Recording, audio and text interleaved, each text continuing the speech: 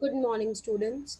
So, in the last class, we have discussed about uh, oligosaccharides, the linkage that is present in them, then derived monosaccharides, okay, and then we have also talked about reducing sugars. In today's lecture, we are going to cover the next part or the last part of this carbohydrate, that is polysaccharides, okay.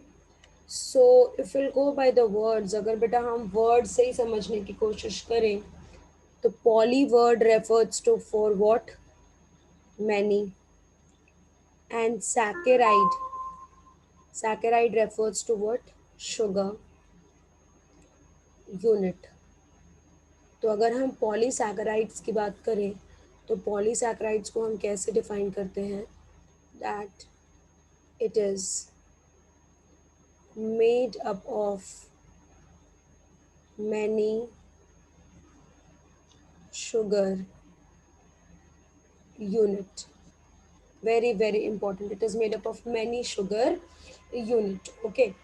तो यहाँ पर made up of many sugar, तो obviously made up मतलब many है तो बहुत ही होगा, but अगर हम एनसीईआरटी के अकॉर्डिंग जाएं तो इट शुड बी 10 और मोर. आप देखोगे कि इससे ज़्यादा ही होता है, कहीं भी अगर हम डेटा वाइज बात करें तो ज़्यादा होता है.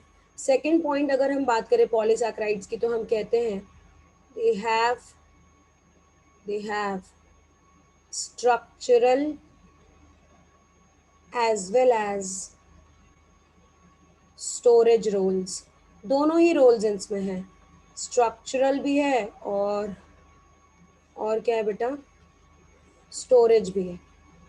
ठीक है, मतलब किसी पर्टिकुलर फॉर्म्स में बनाने के काम भी आ सकते हैं, और स्टोरेज मतलब कि भाई अगर मुझे किसी कॉम्प्लेक्स वर्जन में लाइक रखना है कि भाई वो केमिकली अनरिएक्टिव हो, तो उस तरीके से भी ये काम आ सकते हैं. अब पॉलीसैकेराइड्स को हम basically on the basis basis of repeating units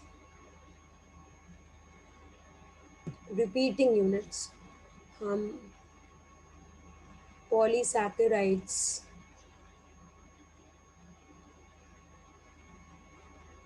को क्लासिफाई करते हैं,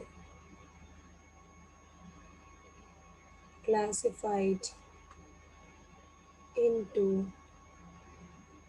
टू टाइप्स. ठीक है, कितने टाइप्स में क्लासिफाई करें बेटा, टू टाइप्स. तो यहाँ पहले लिख लेते हैं पॉलीसैकेराइड्स.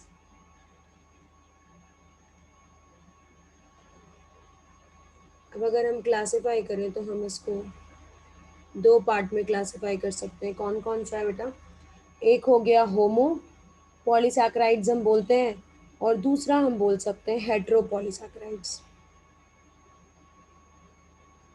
होमो पॉलीसैकेराइड एंड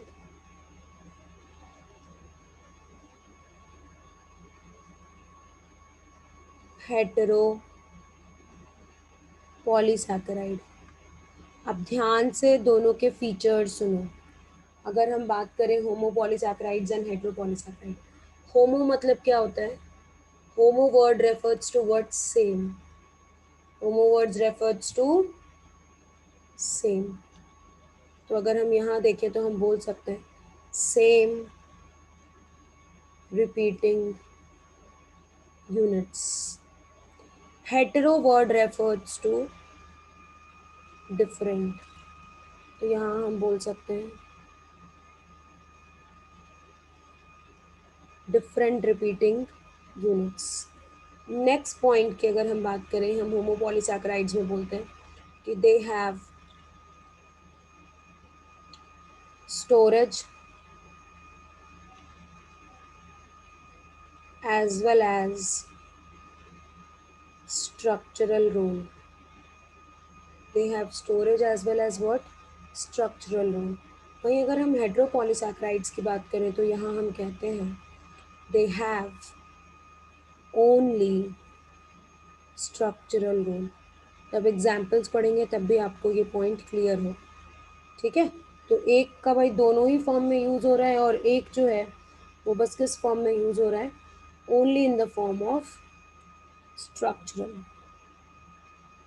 ठीक है। तो it is important to relate to that, okay, ये इम्पॉर्टेंट है हमारे लिए।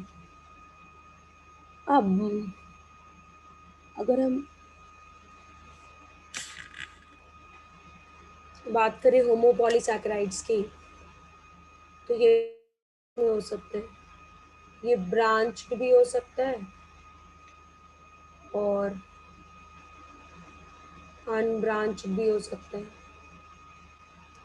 सिमिलरली अगर हम हेट्रोपॉलीसैकेराइड्स को देखें तो ये भी क्या हो सकता है बेटा, ये भी ब्रांच भी हो सकता है और अनब्रांच्ड भी हो सकता है, ठीक है ना। दोनों ही फॉर्म में हो सकता है, ओके। ब्रांच भी हो सकता है और अनब्रांच भी हो सकता है। एक बार डायग्रामेटिकली इसको रिप्रेजेंट कर देती हूँ, just give me a minute, I will share a See this figure, you will be able to realize what is the basic difference between a homopolysaccharides and a heteropolysaccharide. अगर हम homopolysaccharide की बात करें, चाहे branched हो या फिर unbranched हो, हर जगह जो रिपीटिंग यूनिट्स हैं वो क्या हैं यहाँ पर, सेम है। आपको सेम कलर में दिख रहा होगा, इट इज़ येलो बेस्ड, ठीक है बेटा। वहीं अगर हम हेटेरोपॉलीसैकेराइड्स की बात करें तो यहाँ पर भी कुछ भी हो सकता है, ब्रांचिंग अनब्रांचिंग हो सकती है, दैट डिपेंड्स बेसिकली कि क्या है स्ट्रक्चर्स। बट यहाँ पर देखो, एक ऐसा फॉर्म है जहाँ पर दो ही मोनोमर्स हैं जो रिपीट कर रहे हैं। मतलब ये चीज़ तो श्योर है कि सिर्फ एक मोनोमर यूनिट नहीं है, और कहीं ऐसा भी होता है कि एक से ज़्यादा मोनोमर डिफरेंट, मतलब सॉरी दो से ज़्यादा होते हैं, तो उसमें हम लिख देते हैं मल्टीपल मोनोमर टाइप्स, और वो भी ब्रांच, ठीक है। तो अलग अलग फॉर्म्स ऐसे हो सकते हैं, बट जनरली जो हेट्रोपॉलीसैकेराइड्स में ये देखा है कि अगर दो मोनोमर रिपीटिंग यूनिट्स हैं तो वहाँ पर ब्रांचिंग नहीं होती, और अगर दो से ज़्यादा रिपीटिंग यूनिट्स हैं, ठीक है, लाइक इसको अगर मैं दिखाऊं तो ऐसा कुछ हो सकता है, मान लो ABCN, अब ये रिपीट हो रहा है, और इसमें तो क्या है ABN, बाकी इन सब में क्या है AN, इसमें भी AN। अब ब्रांच अनब्रांच अलग चीज है, बट एक ही सेट ऑफ मोनोमर यूनिट है। अगर हम अल्फाबेट्स को ये देखें कि they are representing the monomer unit, but एक सबसे इम्पॉर्टेंट कंसेप्ट जो आपको, मतलब मैं बोलूँगी कि हमेशा ध्यान रखिएगा कि जो होमोपॉलीसैकेराइड्स होते हैं वो दोनों ही रोल में यूज होते हैं, स्ट्रक्चरल में भी और स्टोरेज में भी। वहीं अगर हम हेट्रोपॉलीसैकेराइड्स की बात करें तो they have only one role, that is they have only role in structures, okay. And basically कहा जाता है कि ये जो पॉलीसैकेराइड्स हैं they maintain the structural shape, okay, वो बहुत ज़्यादा अपना शेप बेसिकली मेंटेन रखते हैं, ठीक है। तो कुछ कॉमन लाइक पॉलीसैकेराइड्स हैं जो हम देखते हैं one by one. At first we will study the homopolysaccharides and then we will move on toward heteropolysaccharides, ठीक है। तो सबसे पहले हम बात कर लेते हैं होमोपॉलीसैकेराइड्स की। अब अगर इस होमोपॉलीसैकेराइड्स में भी हम देखें तो ऑब्वियसली सेम रिपीटिंग यूनिट्स हैं।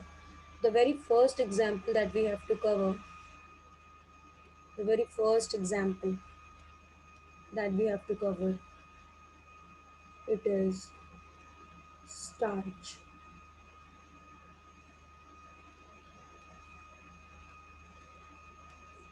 स्टार्च को हम क्या बोलते हैं, इट हैज़, इसका अगर हम बोले बेटा स्टार्च, वी से it is a storage polysaccharide,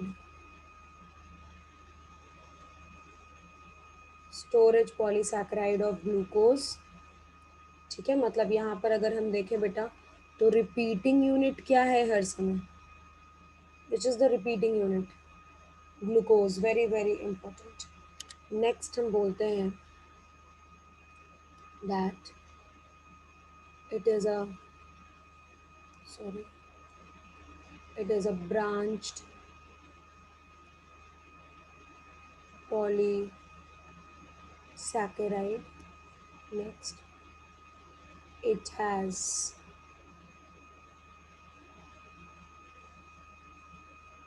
two components.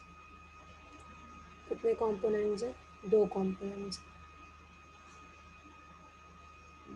एक है amylose और दूसरा क्या है बेटा? amylopectin.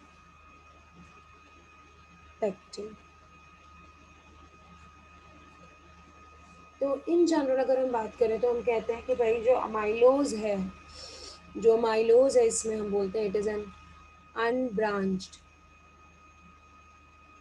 फॉर्म. वहीं अगर हम अमाइलोपेक्टिन की बात करें तो हम कहते हैं it is a branched form. अब इम्पॉर्टेंट है दोनों में बेसिक जो डिफरेंस है उसको समझना. तो I will classify them like this. So I will keep amylose here and will keep amylopectin here. और दोनों के जो भी फीचर्स हैं उसको हम एक एक करके पढ़ेंगे. सबसे पहले तो भाई ये जो अमाइलोज है इट इज़ अनब्रांच्ड फॉर्म. और भाई अगर हम अमाइलोपेक्टिन की बात करें तो it is a branched form. यहाँ पर रिपीटिंग यूनिट तो सबसे पहले ही हमने पढ़ लिया कि स्टार्च का रिपीटिंग यूनिट क्या है, ग्लूकोज. और अगर अब हम यहाँ देखें तो अमाइलोज में जो लिंकेज है वो लिंकेज क्या होती है बेटा? अल्फा 1,4. मतलब एक स्ट्रेट चेन है और लिंकेज क्या है? अल्फा 1,4. ठीक है. तो अगर मैं इसका डायग्राम बना के आपको दिखाऊं तो ऐसा कुछ है. ये जो गोले हैं ये ग्लूकोज यूनिट को रिप्रेजेंट कर रहे हैं और डैश जो है वो किसको रिप्रेजेंट कर रहा है? बॉन्ड्स को. यहाँ पर मैं लिख देती हूँ दिस इज रिप्रेजेंटिंग ग्लूकोज. और बेटा ये जो डैश लाइन है ये किसको रिप्रेजेंट कर रहा है? बॉन्ड. या फिर इसी को मैं बोल सकती हूँ लिंकेज. तो अगर हम अनब्रांच्ड में देखें तो ऑब्वियसली बस एक ही लिंकेज है या नहीं? ये लिंकेज को ले लो या फिर आप ये लिंकेज को ले लो, किसी भी लिंकेज को ले लो. ये सब लिंकेज कौन से हैं? अल्फा 1,4. Very very important. कौन सा लिंकेज है बेटा? अल्फा 1,4. ठीक है. और जैसे माल्टोज में आपने ये पॉइंट पढ़ा था अल्फा 1,4 लिंकेज. अब आप ये सोचिए कि वही माल्टोज जो है वो एक तरफ से और ऐड होते जा रहे, ग्लूकोज और ग्लूकोज ऐड होते जा रहे, होते जा रहे, होते जा रहे. तो एक बहुत लंबी चेन बन जाएगी, उसको हम कह रहे हैं अमाइलोज. ठीक है. वहीं अगर हम अमाइलोपेक्टिन की बात करें तो यहाँ हम क्या कहते हैं कि जो लिंकेज है बेटा यहाँ पर ये क्या है? एक तो भाई स्ट्रेट चेन में लिंकेज क्या है? अल्फा 1,4. और एक और लिंकेज क्या है बेटा? Alpha 1,6. Very very important. Very structure बना के दिखाती हूँ. It is just a dummy structure.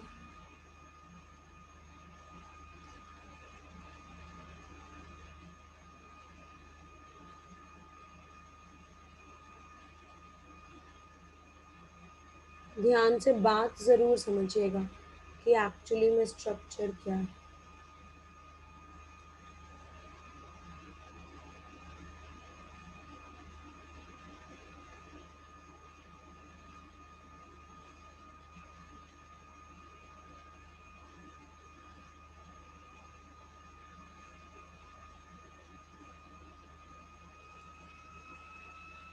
अब देखो यहाँ पर अगर मैं बात करूँ आपको तो आपको स्ट्रेट चेन भी दिख रहा होगा और कुछ अलग भी दिख रहा होगा. तो ये जो स्ट्रेट चेन है ये जो लिंकेज है बेटा ये जो भी है, ये जो है या फिर ये जो है ये सब लिंकेज कोई भी आप स्ट्रेट में देख लो ये सब क्या है? अल्फा 1,4. ठीक है. लिंकेज क्या है बेटा?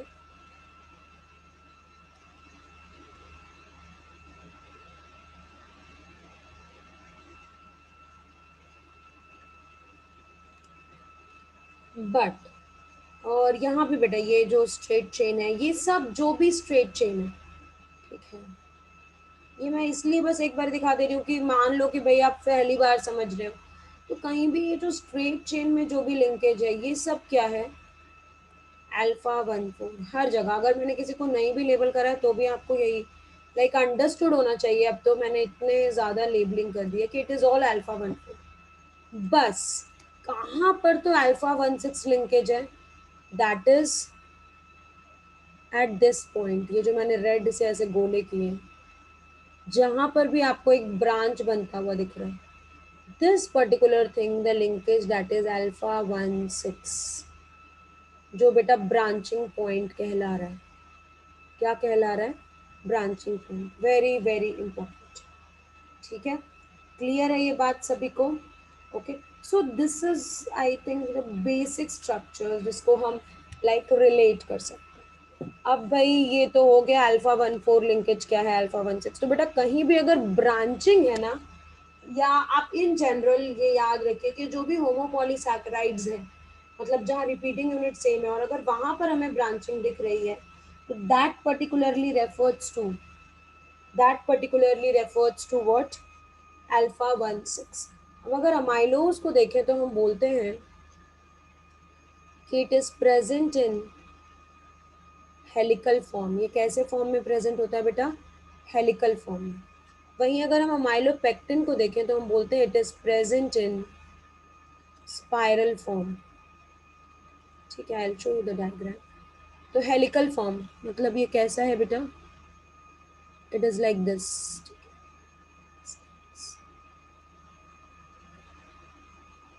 ऐसा कुछ है। स्पाइरल फॉर्म कैसा है, जो सेंटर पॉइंट है उसको ऊपर खींच दीजिए जैसे शंख, और यहाँ पर आपको पता ही है कि हर पॉइंट के बाद फिर एक सर्टेन के बाद ब्रांचिंग है, branching, branching, this is showing the branching. Okay, clear है आई थिंक ये पॉइंट?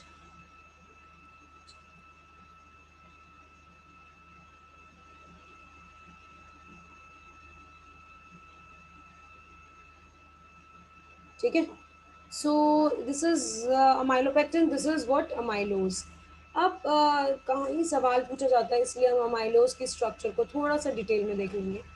ये जो है बेटा ये एक हेलिक्स बना रहा है ना, तो हम बोलते हैं कि अगर इस एक हेलिक्स को हम देखें तो एक हेलिक्स में 6 ग्लूकोज रेसिड्यू रहते हैं, या यूनिट्स भी हम कह सकते हैं एक हेलिक्स, ठीक है।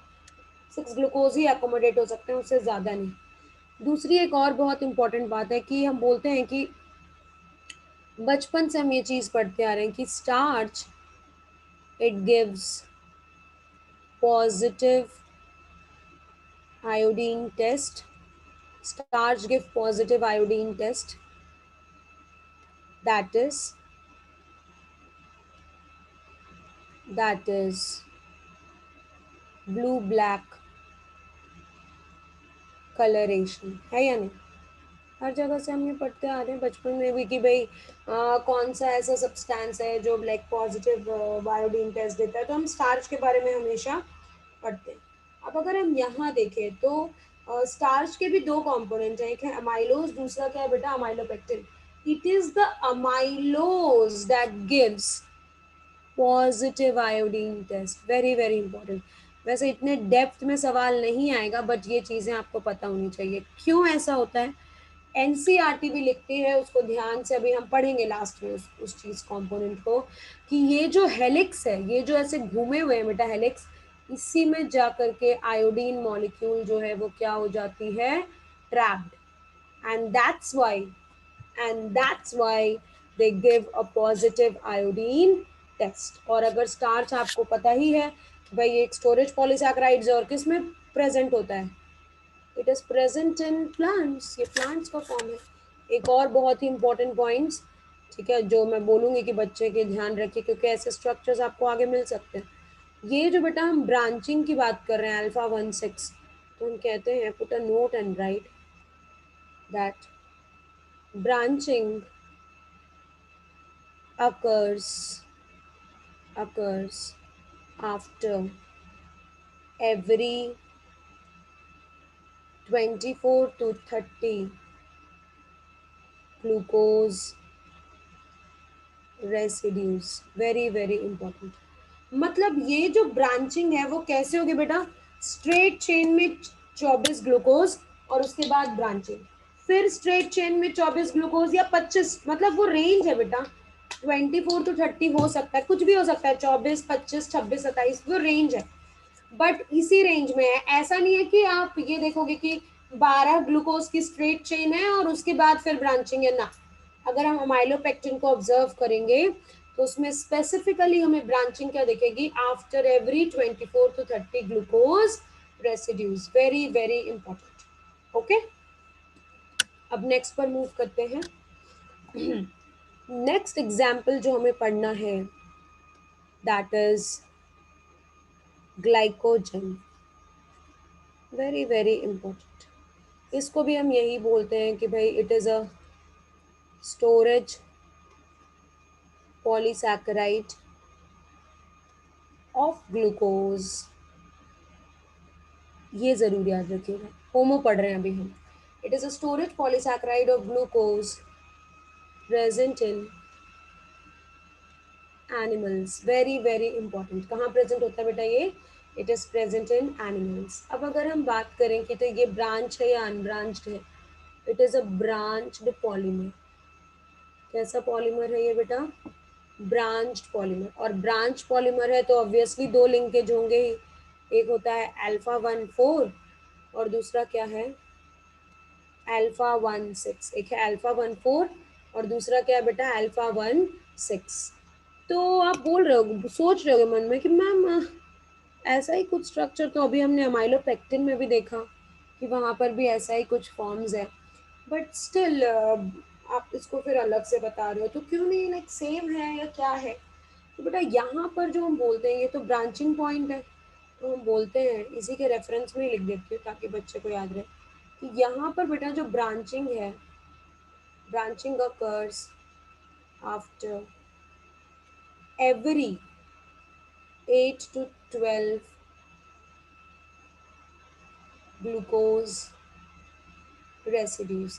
अब आप खुद सोचो बेटा, यहाँ पर हर 8 से 12 ग्लूकोज रेसिड्यू, मतलब स्ट्रेट चेन 8 की हो सकती है, 9 की हो सकती है, 10 की हो सकती है, 11 की हो सकती है, 12 की हो सकती है। अब वैसा स्ट्रेट चेन बना उसके बाद ब्रांचिंग, फिर स्ट्रेट चेन बना उसके बाद ब्रांचिंग, है या नहीं। तो कहाँ ज्यादा ब्रांचिंग होगी, which will show more intensive branching, that is glycogen. दूसरी हम बोलते हैं कि glycogen it is a like ये एक स्ट्रेट चेन में ही होता है, it is not in helical and all these forms, जैसे कि हम अमाइलोपेक्टिन की बात कर लेते हैं, ठीक है। बट अगर हम ग्लाइकोजन की बात करें तो हम यही कहते हैं कि भाई it is like it is a straight chain, ठीक है। हाँ, it is a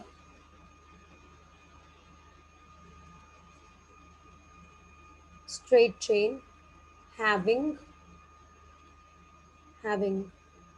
more extensive branching, very very important। यहाँ पर अगर हम देखें तो बहुत ज़्यादा ब्रांचिंग होती है एज कंपेयर टू कोई और फॉर्म की अगर हम बात करें। दूसरा एक और है, हम कहते हैं कि भाई it does not give positive iodine test, ये पॉजिटिव आयोडीन टेस्ट नहीं देता है। यहाँ पर अगर हम देखें तो हम कहते हैं कि भाई जो भी सोल्यूशन है बेटा, अगर हम उसमें आयोडीन डालेंगे तो पता है क्या हो जाता है, अगर हम आयोडीन डाल देंगे तो वो ब्राउन कलरेशन ऐसा कुछ शो करता है, वो ब्लू ब्लैक कलरेशन नहीं शो करता, ठीक है।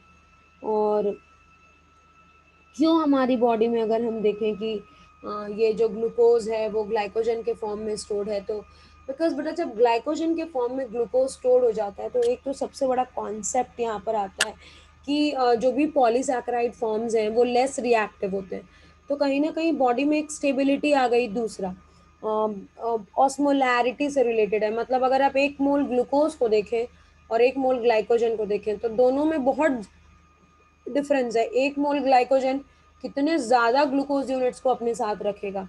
तो that also is very important कि जो ऑस्मोलैरिटी का कंसेप्ट है हमारी बॉडी में, लाइक वाटर बैलेंस को ये मेंटेन करके रखता है।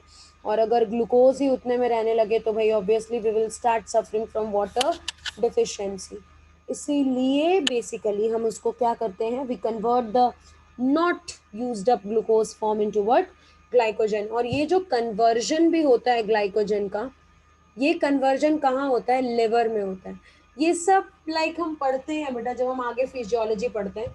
बट हाँ, थोड़ा बहुत आपको ऐसे इन्फॉर्मेशन देना ज़रूरी है, ठीक है, कि आपको भी एक आइडिया रहे। कभी कभी स्टेटमेंट वाइज आ जाती हैं सवाल, so obviously you should have like a brief idea about it, ठीक है, कि क्या है नहीं है। Okay, now coming to the next homopolysaccharides that we have to study, it is cellulose। ठीक है, सेलुलोज को हम बोलते हैं it is a structural polysaccharide of glucose, structural polysaccharide of glucose present in cell wall of plant।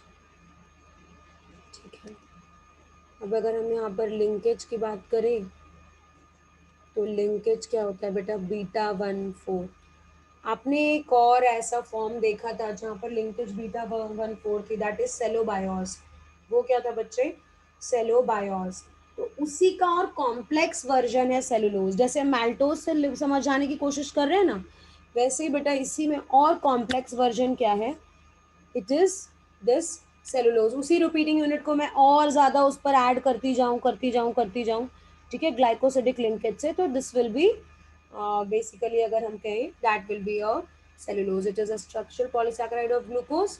और ये mainly कहाँ present होता है, cell wall of a plant में। ठीक है, अब नेक्स्ट जो पॉलीसैकेराइड हमें पढ़ना है, दैट वी से इट इज काइटिन। काइटिन को भी हम यही, और एक और बात है बेटा, it is a linear polysaccharide. ये लीनियर पॉलीसैकेराइड है, ये लीनियर फॉर्म में होता है, स्ट्रेट फॉर्म में। ठीक है, काइटिन की अगर हम बात करें तो इसमें हम बोलते हैं बेटा that it is a structural polysaccharide of N acetyl glucosamine, N acetyl glucosamine. बेटा इसी को शॉर्ट फॉर्म में हम लिखते हैं नैग। ओके, एंड नेक्स्ट अगर हम बात करें कि भाई इस काइटिन का एक्चुअली में क्या, कहाँ कहाँ ये प्रेजेंट है, तो बोलते हैं it is present in cell wall of fungi. और जो हमारे सबसे काम की बात है, and also in exoskeleton, exoskeleton of arthropods. Very very important. Since ये हम इसलिए भी ज़्यादा इम्फेसिस से बताते हैं बेटा, क्योंकि हम सबको पता है कि हमें कॉकरोच पढ़ना है।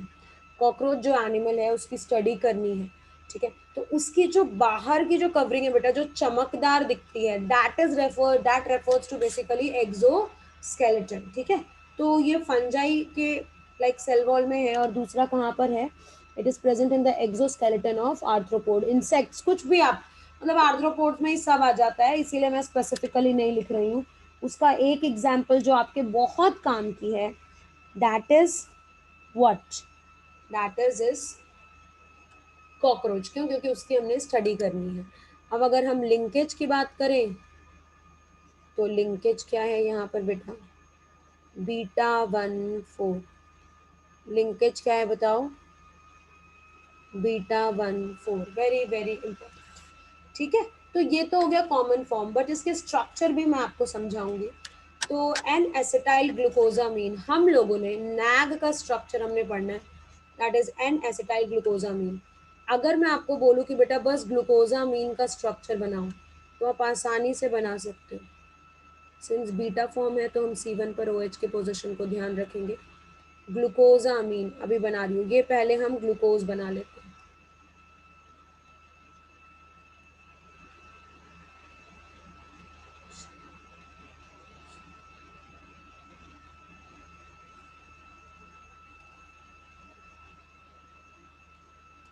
नंबरिंग करते हैं, first, second, third, fourth, fifth, sixth. अब अगर हम देखें बेटा तो ये ग्लूकोज का स्ट्रक्चर था बीटा फॉर्म। अब इसमें ही मैंने क्या ऐड कर दिया, सेकंड ग्रुप पर जब मैंने अमीन ऐड कर दिया तो ये क्या हो गया बेटा, ग्लूकोजामीन हो गया, ग्लूकोजामीन। अब इसी ग्लूकोजामीन में हमें क्या ऐड करना है, एसिटाइल ग्रुप। एन एसिटाइल क्यों बोल रहे हैं, बिकॉज नाइट्रोजन से बॉन्डेड। तो इसी ग्लूकोजामीन में हम फर्दर मॉडिफिकेशन करेंगे and we will be able to obtain the acetyl CH3 C double bond. तो ये पूरा स्ट्रक्चर किसको रिप्रेजेंट कर रहा है, नैग। सिमिलरली ये स्ट्रक्चर बनाने के पीछे सिग्निफिकेंस क्या है कि ये नाम आप हर जगह ही पढ़ोगे, मतलब ऐसा नहीं कि बस यहाँ पे पढ़ रहे हो, आप बॉटनी में भी पढ़ोगे हर जगह, इसीलिए ये स्ट्रक्चर आपको पता होना चाहिए। अब बेटा इसी का एक और कॉम्प्लेक्स वर्जन होता है नैम, जिसका फुल फॉर्म है एन एसिटाइल म्यूरामिक एसिड। क्या बोलते हैं बेटा, एन एसिटाइल म्यूरामिक एसिड। बस क्या वो इस नैग से ही बनता है, बट कैसे बनता है बेटा, यहाँ जो हाइड्रोजन है इसको हम सब्सटीट्यूट कर देंगे एक कॉम्प्लेक्स वेरिएबल ग्रुप से, तो वो किस में कन्वर्ट हो जाएगा, नैम में। Very very important. ओके, तो इसीलिए नैग का अगर आप स्ट्रक्चर याद रखेंगे तो, क्योंकि आपने ग्लूकोजामीन पढ़ा है, it is not at all a difficult structures, हमने ये सारी चीजें कवर की थी। तो उसी का थोड़ा और एडवांस्ड वर्जन क्या है, दैट इज नैम। ओके, और वो भी वहां पर एक और चीज क्या हो जाती है कि जो थर्ड कार्बन है उसमें जो हाइड्रोक्सिल ग्रुप है वहां पर एक सब्सटीट्यूशन होता है। Okay, now coming to the next structures. ठीक है, कमिंग टू द नेक्स्ट, जो आपको थोड़ा डिफरेंट लगेगा क्योंकि अभी तक हम जितना भी बात कर रहे थे वो या तो हम ग्लूकोज के पॉलीमर की बात कर रहे थे या फिर उसी का मॉडिफाइड वर्जन। यहाँ पर अगर हम देखें, I think it is the fifth example, that is inulin.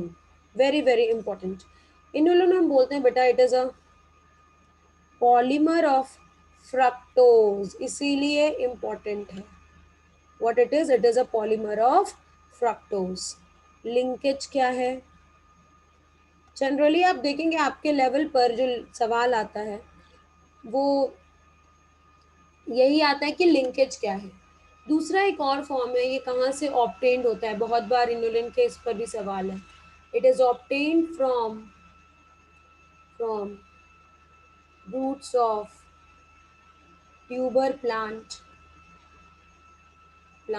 And dahlia. ये कॉमन नेम है बेटा डेलिया, जो आपको हर जगह दिखेगा। दूसरा एक और बहुत है, हम बोलते हैं कि inulin remain unmetabolized unmetabolized in our body।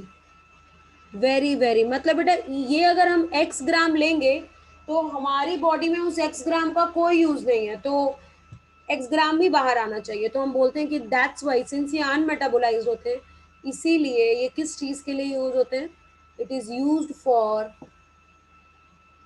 Kidney function test. ये किसके लिए यूज होता है बेटा, kidney function test. Very very important, क्योंकि मान लो कि अगर आप अनमेटाबोलाइज कोई चीज रह रही है और हमने एक्स ग्राम लिया और उससे कम बाहर निकल रहा है, इसका मतलब कहीं ना कहीं वो बॉडी में रह गई है या नहीं, and that is not okay. This form is not at all okay, it is not something that we can actually take form. ठीक है, तो इसीलिए इंपॉर्टेंट है ये चीज समझना। ओके, क्लियर है ये पॉइंट।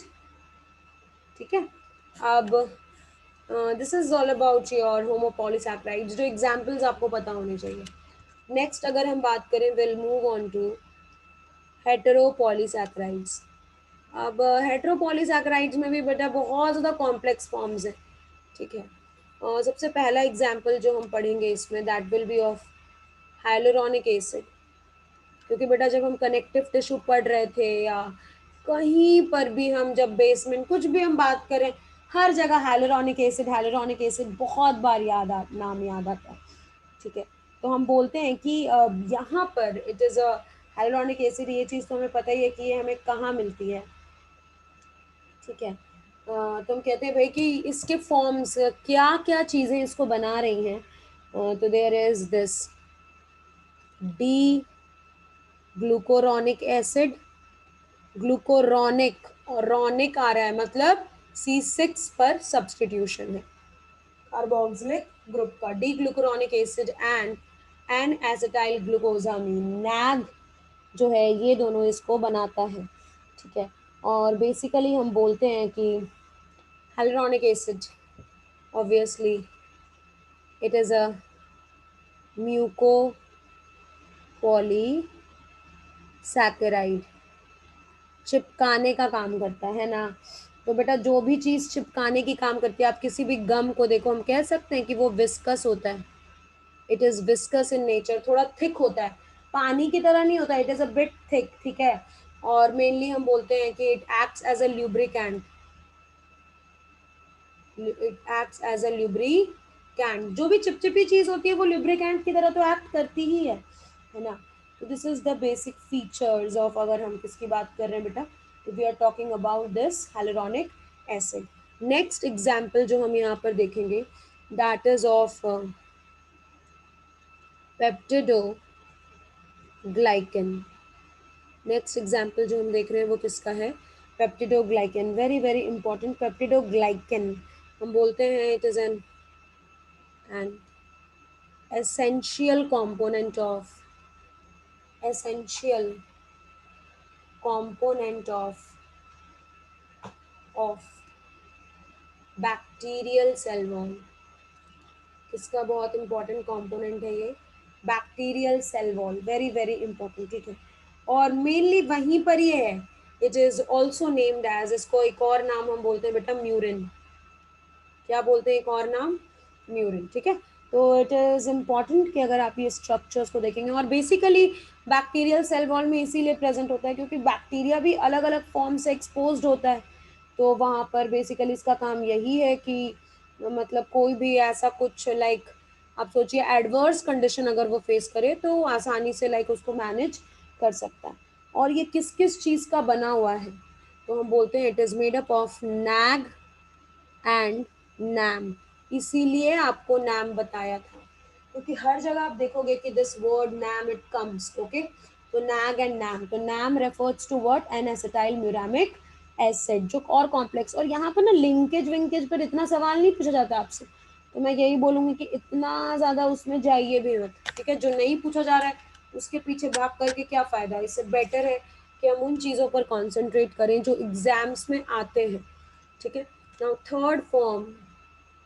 थर्ड एग्जाम्पल जो हमें पढ़ना है that is एग्रोज।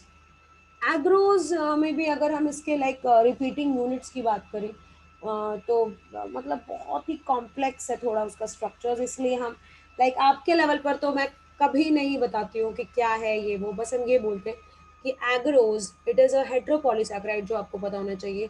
It is obtained from it is obtained from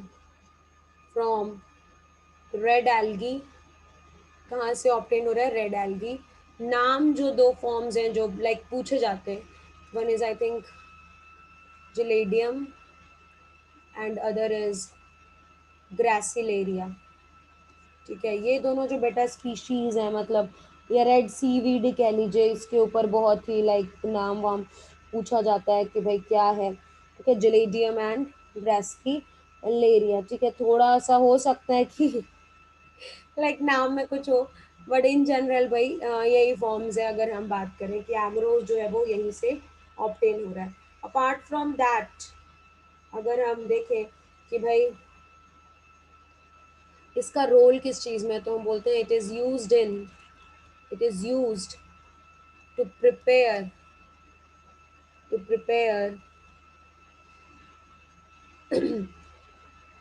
culture medium culture medium prepare culture medium for lab experiments. Lab में जितने भी एक्सपेरिमेंट्स होते हैं बेटा, कहीं पर भी जो जब अलग अलग एक्सपेरिमेंट्स भी आप पढ़ोगे, ठीक है, तो वहाँ पर अगर हम बात करें बेटा तो वी बेसिकली से कि like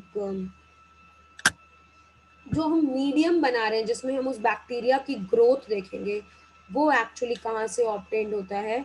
it is obtained, like वो एक्चुअली हम मेंटेन कहाँ से कर रहे हैं? वो हम एग्रोज का ही सोल्यूशन बना रहे हैं। और क्या क्या एग्जाम्पल्स हो सकते हैं अगर हम बात करें हेट्रोपॉलीसैकेराइड्स की, तो लिख लीजिए, क्योंकि बहुत बार लाइक बॉक्स में क्लासिफिकेशन में आता है, तो हम लिख सकते हैं other examples of hetero polysaccharide are other example. First अगर हम बोले we say chondroitin sulfate, ठीक है, chondroitin sulfate अगर हम बात करें, दैट इज देयर। नेक्स्ट जो बेसिकली हम बोलते भी हैं कि it is present in, it is a major polysaccharide of cartilage, strength provide करता है, ठीक है। नेक्स्ट और क्या क्या एग्जाम्पल है बोलते हैं, डर्माटन सल्फेट, डर्माटन सल्फेट, ठीक है। ये हमारे स्किन के कंपोनेंट में बहुत इंपॉर्टेंट रोल प्ले करता है, वहाँ पर ये प्रेजेंट है, dermatan. Then third is your keratin sulphate. ये सब बहुत ही कॉम्प्लेक्स वर्जन है, मतलब लाइक ये सोचो तो आप, हम लोगों ने मास्टर्स में इन सब के बारे में पढ़ा था, बट नाम इसलिए बता दिया जाता है कि obviously you should be have a better idea. And one more is there heparin, which is also an example of heteropolysaccharide. और हेपेरिन एक्चुअली में अगर हम बॉडी में इसका रोल देखें तो हम बोलते हैं it is an anti coagulant, natural anti coagulant बेटा, जो हमारे ब्लड में है, विच प्रिवेंट, एंटी कोआगुलेंट हम किसको बोलते हैं बेटा? Which prevent clotting of blood, जो क्लॉटिंग ऑफ ब्लड को क्या करता है? प्रिवेंट करता है। Very very important, it is a very important example, heparin जो हम बोल रहे हैं, which is an anti coagulant.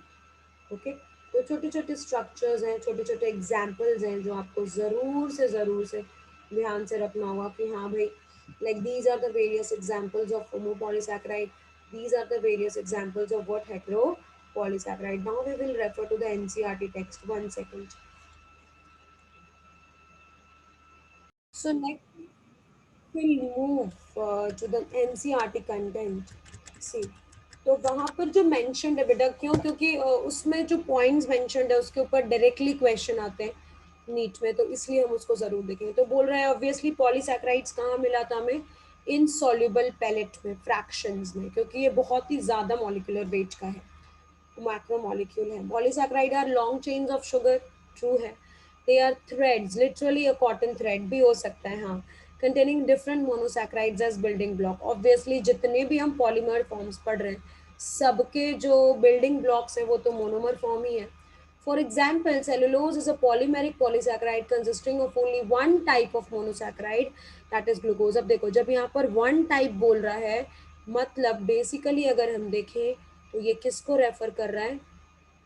Homo polysaccharide को, वन टाइप हम बोल रहे हैं, ठीक है। फिर बोल रहा है कि भाई cellulose is a homopolymer, starch is a variant of this but present as a store house of energy in plant tissues. Animals have another variant called glycogen, very very important, मतलब सेम ही है almost, but दोनों का थोड़ा different है, वो तो हमने देख भी लिया स्ट्रक्चर्स में। Animals have another variant called glycogen. Inulin is a polymer of fructose. बहुत बार क्या होता है कि बच्चे पढ़ते तो है नहीं एनसीईआरटी ध्यान से, और जब इनुलिन आता है उनको याद रहता है इंसुलिन, तो बोलते मैम यहाँ मिसप्रिंट है। कोई मिसप्रिंट नहीं है, inulin is a polymer of fructose, ये आपको पता होना चाहिए। अब देखो क्या बोल रहा है, इन अ पॉलीसैकेराइड चेन से glycogen, the right end is called as the reducing end and the left end is called as what? The non reducing end. ऐसा क्यों बोल रहा है? ऐसा क्यों बोल रहा है, इसके पीछे रीजन क्या है? तो बेसिकली अगर मैं इस स्ट्रक्चर को देखूं, अगर बेटा मैं इस स्ट्रक्चर को देखूं, तो यहाँ से ये बनना शुरू हुआ, ऐड होते गए होते गए होते गए, ये एंड है, ठीक है, दिस इज द एंड। तो ये कौन सा एंड है? ठीक है, this is the left and and this is the right and.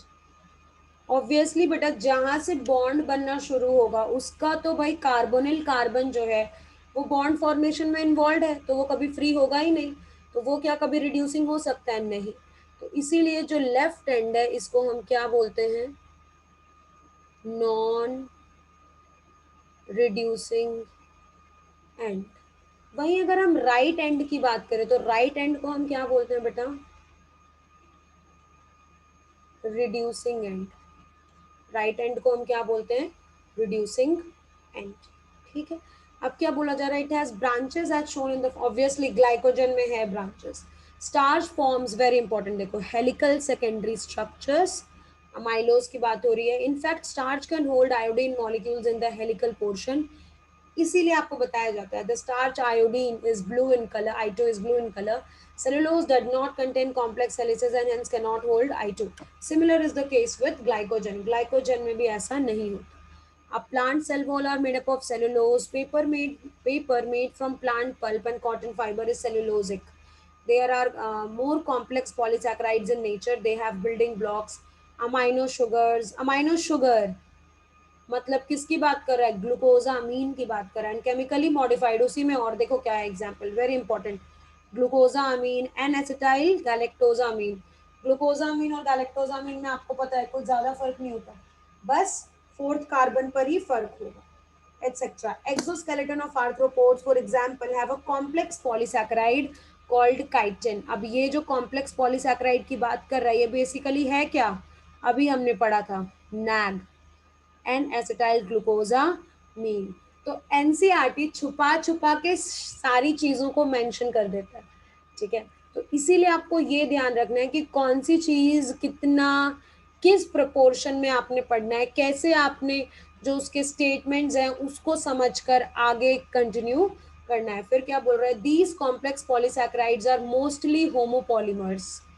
Mostly जितना एग्जाम्पल्स हमने यहाँ पढ़ा बेटा, हेट्रोपॉलीसैकेराइड्स भी होते हैं, बट एनसीईआरटी ने उतना उसके बारे में मेंशन नहीं किया है। तो जब भी आप ये पढ़े, जो भी हम बेटा बोलते हैं कार्बोहाइड्रेट्स एंड ऑल के बारे में, whenever you are going to study about it, do refer to what is being given in NCERT, क्या है क्या नहीं है।